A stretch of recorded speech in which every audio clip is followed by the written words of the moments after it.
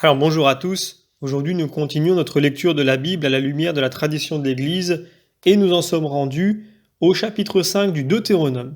Comme toujours, avant de démarrer, nous remercions les éditions Anne Siguet et Devenu Mediapol d'avoir mis à notre disposition ces textes qui nous permettent de faire ces vidéos et comme toujours, avant de démarrer, nous nous remettons entre les mains du Seigneur. Notre Père, qui êtes aux cieux, que ton nom soit sanctifié, que ton règne vienne, que ta volonté soit faite sur la terre comme au ciel. Donne-nous aujourd'hui notre pain de ce jour. Pardonne-nous nos offenses, comme nous pardonnons aussi à ceux qui nous ont offensés. Et ne nous laisse pas entrer en tentation, mais délivre-nous du mal. Également, nous nous remettons entre les mains de notre Mère bienveillante, la Vierge Marie. Je vous salue Marie, pleine de grâce, le Seigneur est avec vous. Vous êtes bénie entre toutes les femmes, et Jésus, le fruit de vos entrailles, est béni. Sainte Marie, Mère de Dieu, priez pour nous pauvres pécheurs, maintenant et à l'heure de notre mort. Amen. Également, nous faisons toujours cette demande spécifique à l'Esprit Saint, qu'il corrige en nous les erreurs éventuelles qui peuvent provenir de notre imperfection, et moi, de ma part, d'une malformulation involontaire évidemment, mais nous avons confiance en l'Esprit Saint pour qu'il corrige en nous et qu'il fasse que la compréhension, l'interprétation soient faites selon la volonté de Dieu. Alors sans plus attendre, je vais commencer par lire les 11 premiers versets. Moïse convoqua tout Israël, il leur dit « Écoute Israël, les préceptes et le droit que je dis à vos oreilles aujourd'hui, vous les apprendrez et vous les garderez pour les accomplir. Yahvé, notre Dieu, a conclu une alliance avec vous à l'Horeb.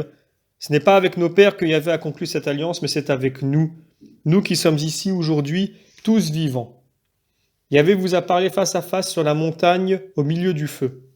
Moi, je me tenais entre Yahvé et vous, en ce temps-là, pour vous révéler la parole de Yahvé, car devant le feu, vous étiez remplis de crainte et vous n'êtes pas montés sur la montagne.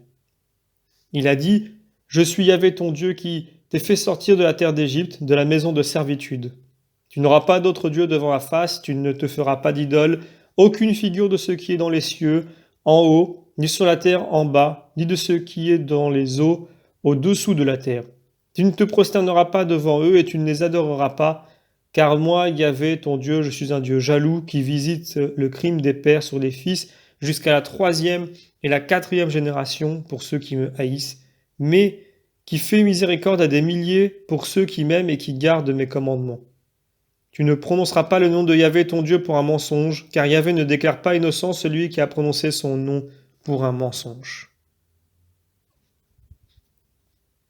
Alors nous sommes ici face au début du deuxième discours de Moïse. Donc le préambule historique tient cette fois en 5 versets, introduisant le décalogue, symbole de toute la loi au sens où le credo est symbole de la foi chrétienne.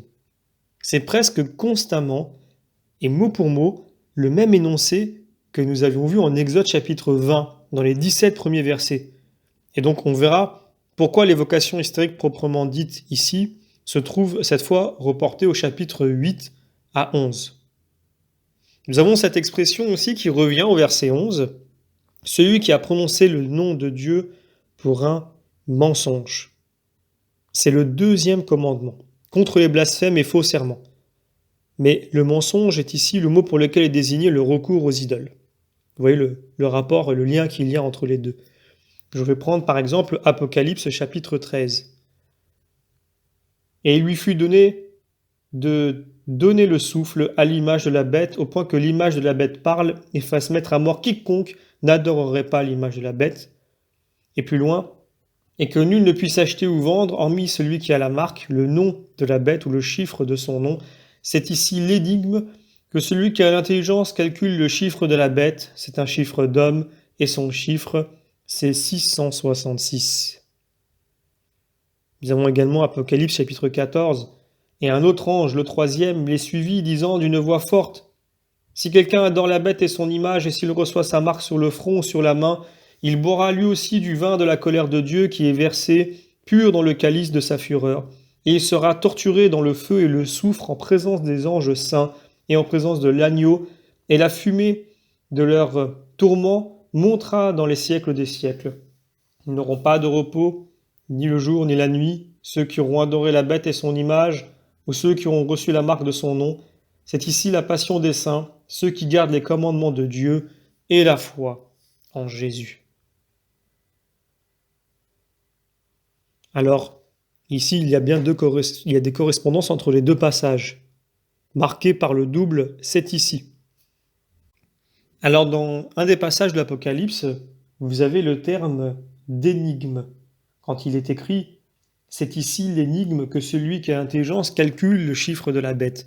Ce terme d'énigme, c'est le maskil, qui signifie prophétie, figure, au sens où nous avons défini dans l'introduction générale la perspective typologique.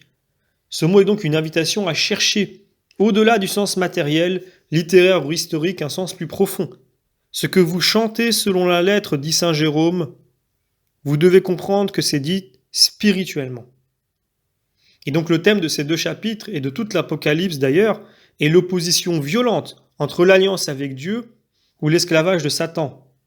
Donc la bête du chapitre 13 de l'Apocalypse et l'autre qui met à son service des prodiges et des images animées est en effet l'anti-Dieu. Elle est alors servie par l'Empire romain, persécuteur, et nommément par Néron, les lettres qui composent son nom, qui donnent effectivement 666, chiffre parfait de l'homme retranché en lui-même, l'homme mauvais, et Néron en est le prototype. Au chapitre 14, du verset 6 et au verset 13, est annoncé l'évangile éternel du jugement de Dieu. Au supplice des adorateurs de la bête s'oppose la passion de ceux qui ont pu ainsi témoigner de leur fidélité au premier commandement de n'adorer que Dieu. Passion en ce sens d'abord, qu'ils ont été persécutés par la bête et ses adeptes, mais passion surtout en ce sens qu'elle est participation à la passion du Christ, agneau cri de triomphe, en les rachetant et les associant à son triomphe. En effet, il y a beaucoup de spéculations qui se font autour de ce chiffre 666, et dans l'ouvrage que j'ai écrit sur l'interprétation de l'Apocalypse, donc avec une interprétation évidemment catholique, cet ouvrage, vous pouvez le retrouver aux éditions La Caverne du Pèlerin, il est disponible sur notre site internet et également sur Amazon. Eh bien, le fond de l'Apocalypse, le vrai message de l'Apocalypse, c'est vraiment ça. C'est vraiment l'opposition entre les enfants de Dieu et les enfants de Satan. Et nous avons cité Néron, mais il n'est pas le seul, évidemment, à répondre à ce chiffre 666. Il y a bien des époques avec des personnages de ce genre, malheureusement. Je continue la lecture, et je prends maintenant les versets 12 à 15. Garde le jour du Shabbat pour le sanctifier comme te l'a ordonné Yahvé ton Dieu. Pendant 6 jours tu travailleras et tu feras tout ton ouvrage. Mais le 7e jour c'est le Shabbat pour Yahvé ton Dieu. Tu ne feras aucun ouvrage, ni toi, ni ton fils, ni ta fille, ni ton serviteur, ni ta servante, ni ton bœuf, ni ton âne, ni aucune de tes bêtes, ni ton hôte qui est dans tes portes, afin que ton serviteur et ta servante se reposent comme toi-même. Et souviens-toi que tu as été esclave sur la terre d'Égypte et que Yahvé ton Dieu t'en a fait sortir à main forte et à bras étendus. C'est pourquoi Yahvé ton Dieu te commande de célébrer le jour du Shabbat. Alors, ici, nous avons un texte parallèle, Marc chapitre 2. Il leur dit « Le Shabbat a été fait à cause de l'homme et non l'homme à cause du Shabbat. C'est pourquoi le Fils de l'homme est Seigneur même quand il s'agit du Shabbat. » En effet, c'est ici le 3e commandement. L'Exode ne donnait au Shabbat que le modèle du repos de Dieu. Le Deutéronome y ajoute le souci du repos des serviteurs et des servantes, non moins que des maîtres, ce qui annonce l'interprétation évangélique. Et donc, nous avons ici cette valeur d'humanité qui s'ajoute maintenant à celle de la commémoration ou commémoraison de la délivrance de l'Égypte. Tout cela sera transposé dans le dimanche chrétien. Et donc il faut ici entendre la révélation de son sens divin, humain, liturgique. D'ailleurs, nous avons un texte bien profond sur le plan spirituel, parce qu'il se lit à différents niveaux. Matthieu chapitre 12, il leur dit « Qui d'entre vous, s'il n'a qu'une seule brebis, et que cette brebis tombe dans une fosse le jour du Shabbat, n'ira la saisir et la tirer de là ? Combien un homme ne vaut-il pas plus qu'une brebis ? Donc il est permis de faire une bonne action le jour du Shabbat. » Je continue la lecture et je lis maintenant les versets 16 à 21. Honore ton père et ta mère comme te l'a ordonné Yahvé ton Dieu, afin que tes jours se prolongent et afin qu'il t'en arrive du bien sur la terre que Yahvé ton Dieu te donne. Tu ne tueras pas, tu ne commettras pas d'adultère, tu ne voleras pas, tu ne porteras pas de faux témoignages contre ton prochain. Tu ne désireras pas la femme de ton prochain et tu ne convoiteras pas la maison de ton prochain, ni son champ, ni son serviteur, ni sa servante, ni son bœuf, ni son âme, ni rien de ce qui est à ton prochain. Alors voici ici les 4e et 10e commandements. Et donc, nous avons un passage parallèle, Matthieu chapitre 5. Vous avez entendu qu'il fut dit aux anciens, tu ne tueras pas, celui qui aura tué sera passible du tribunal. Et moi je vous dis, quiconque s'irrite contre son frère sera passible du tribunal, et celui qui dit à son frère Raka sera passible du Sanhédrin, et celui qui lui dira fou sera passible de la géhenne de feu. Si donc tu présentes ton offrande à l'autel, et là, te souviens que ton frère a quelque chose contre toi, laisse l'offrande là, devant l'autel, et va d'abord te réconcilier avec ton frère, et après cela, viens présenter ton offrande. Et donc on voit bien ici que ce passage évangélique nous rappelle que le Nouveau Testament est vraiment dans le prolongement de l'Ancienne Alliance, avec seulement une exigence plus délicate et mieux fondée encore sur l'amour de Dieu. Inutile de souligner longuement la portée fondamentale de ce décalogue, dont la valeur universelle n'empêche pas qu'il soit donné comme résultant de l'alliance du Sinaï.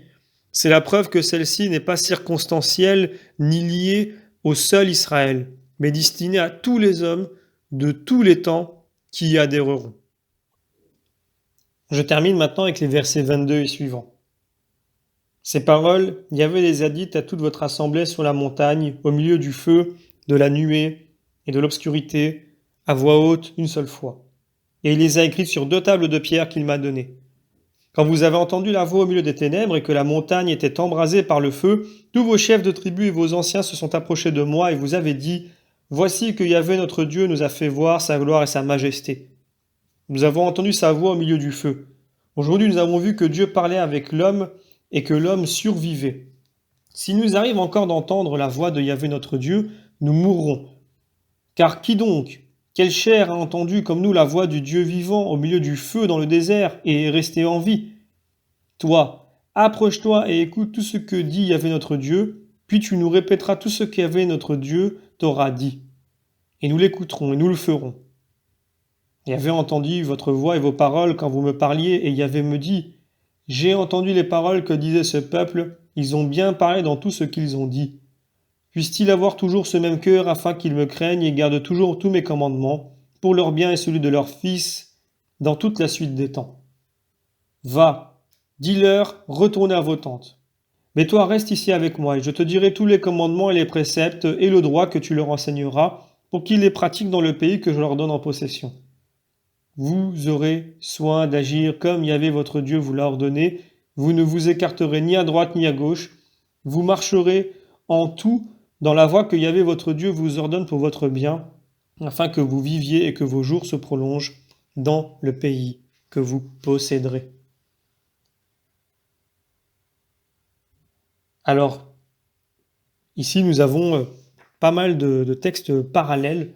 Je pense par exemple à 1 Timothée chapitre 2, il n'y a qu'un seul Dieu et un seul médiateur de Dieu et des hommes, l'homme Jésus-Christ, qui s'est livré lui-même en rançon pour tous. Proverbe chapitre 15, la crainte de Yahvé enseigne la sagesse et l'humilité précède la gloire.